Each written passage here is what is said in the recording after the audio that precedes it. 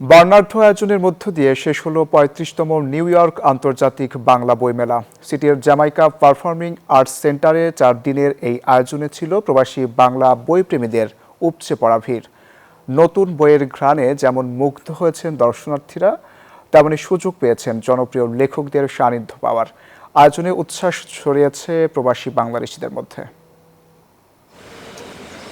যত বই তত প্রাণ, এই স্লোগান ধারণ করে নিউ ইয়র্কে অনুষ্ঠিত হল ৩৫তম আন্তর্জাতিক বাংলা বইমেলা। এই আয়োজন হয় সিটি জ্যামাইকা পারফর্মিং আর্টস সেন্টারে, যেখানে প্রবাসী বাংলাদেশি ও বইপ্রেমীদের ছিল উপচে পড়া ভিড়।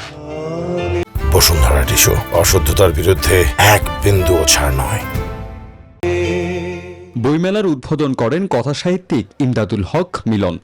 বইমেলার সবচেয়ে বড় অর্জন হচ্ছে পাঠকের সঙ্গে সরাসরি বইয়ের একটা সংযোগ ঘটানো, এবং আমাদের প্রকাশকরা কেউ কানাডা থেকে, কেউ বাংলাদেশ থেকে, আর এখানকার যারা আছেন তারা অনেকে আসছেন এই মেলাতে। প্রদীপ প্রজ্বলন, সাংস্কৃতিক আয়োজন ও লেখক প্রকাশকের সরাসরি অংশগ্রহণে মেলা হয়ে ওঠে প্রাণবন্ত। মানুষের এত উৎসাহ দেখে আমার মনে হয়েছে যে এইটা সার্থক হয়েছে, এবং আমার মনে হয় এটা আরও চলবে, কারণ আমাদের যারা আসবে দেশ থেকে ভবিষ্যতে বাংলাদেশি ইয়াংরা তারা এটা চালাবে। বাংলাদেশ থেকে প্রায় ২৫ জন প্রকাশক অংশ নেন। জনপ্রিয় লেখকদের সঙ্গে সরাসরি দেখা ও সাংস্কৃতিক আয়োজন ছিল মেলার বড় আকর্ষণ।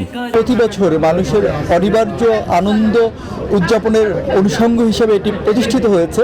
এটি হচ্ছে এই বইমেলার সবচেয়ে বড় অর্জন আমার কাছে মনে হয়। বৃষ্টি বাধা দিলেও শেষ দিনে প্রবাসীদের ভিড়ে মুখর হয়ে ওঠে পুরো মেলা প্রাঙ্গণ। জানানো হয় আগামী বছর একই ভেন্যুতে মেলার ৩ যুগ পূর্তি উদযাপন করা হবে। Desk report, news 24।